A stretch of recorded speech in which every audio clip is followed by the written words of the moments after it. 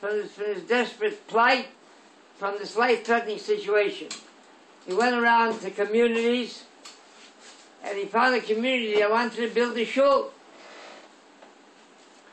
So he told them, go get contractors, workers, laborers, get all the bills together, and I'll take care of it. Tell a story about a community that needed desperately a Besmerish shul. So they approached the man who had the most resources, the one that was most likely to come forward with the most generous contribution. So he said, oh, certainly he's going to help. He said, he'll pay for the entire roof. So he said, oh, that's wonderful. That's quite an expense, the roof. But in the meantime, we have to excavate. We have to build the foundation. We have to build walls. Who knows when we'll get to the roof? He said, oh, I hope we never get there.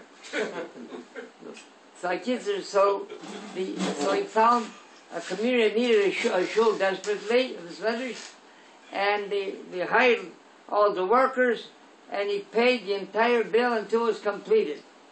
When the Medrash was completed, finished, so the contractor came to us just a minute.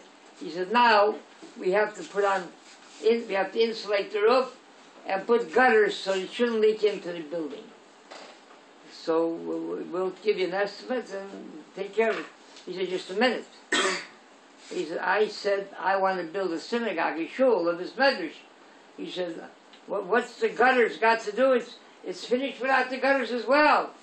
I have to finish to that end, detail the gutters as well.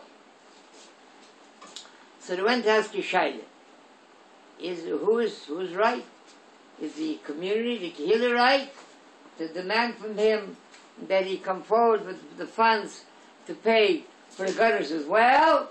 Or, no, the building is built, they can daven there, they can learn there, lane, they can do everything, so there's no gutters.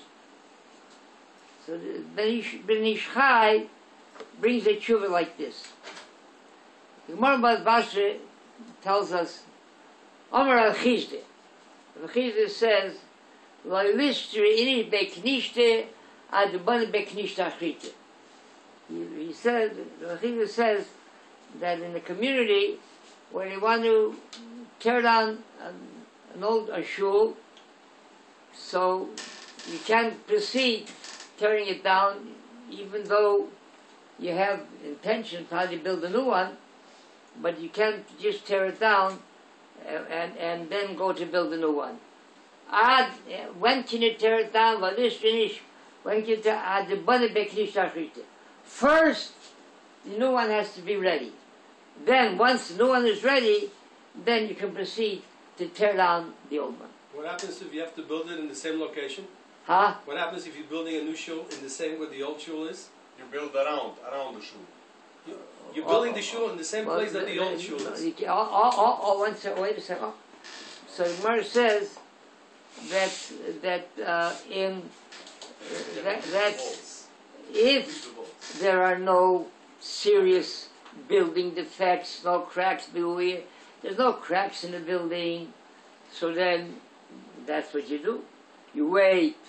That's what you do. You wait until a new one is built. You want to build something nice. It is that. You have to wait till a new one is built. But if there are cracks in the building, and it's somewhat of the condition of the building is somewhat unsafe, so then you can tear it down and then build a new one. So Gemara says, and there are two reasons why you have to wait. The two opinions. Gemara says one reason is, one says that because Mishum Sli, because people have to have a place to daven. So if this is the only shul, you'll tear this one down, they haven't got where to daven. So you have to build one right away. Some say Mishum Shivuse. He said because, people like to talk big, and they make big plans. They say, yeah, sure, we'll tear it down, we'll build a line, all excited, everybody's all hepped up to fire it up. Once they tear it down, they relax already. So until who knows if and when and how long it'll take till they'll build a new one, if they'll ever build a new one. So as a result, if it becomes so that's why you shouldn't tear it down. What's the difference between the two reasons? Whether you do it because you have to have a place to daven, or whether because they'll never rebuild another one.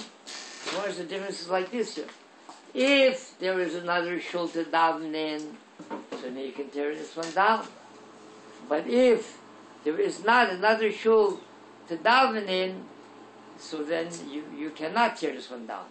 But if so there's an instance where you could tear it down even though you didn't build a new one.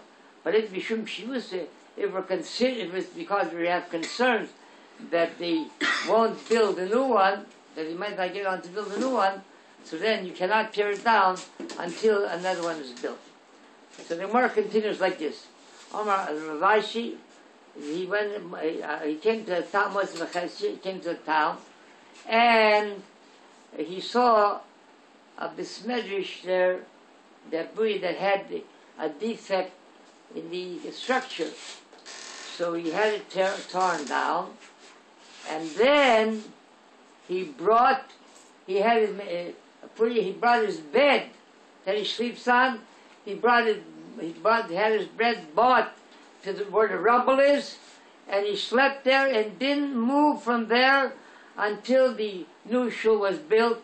And the Gemara tells us to what detail, until even the gutters were put on as well. So he didn't leave until the gutters. So the Ben Ish Chai says, from this Gemara it seems that even the gutters, that's what's called part of the structure, not considered finished until the gutters are on as well. So as a result, he said that he has to come forward. That's Yachil Devoroi, because he can't create his words. He said he's going to build a building, he has to pay for the gutters as well. Chanani ben Akashi Oimer, Rotzo, HaKadosh Baruch Hu, Rizakei says Yisrael, V'tikoch, Kivul and Torah Mitzvahs, Shenemar, Adonai Choves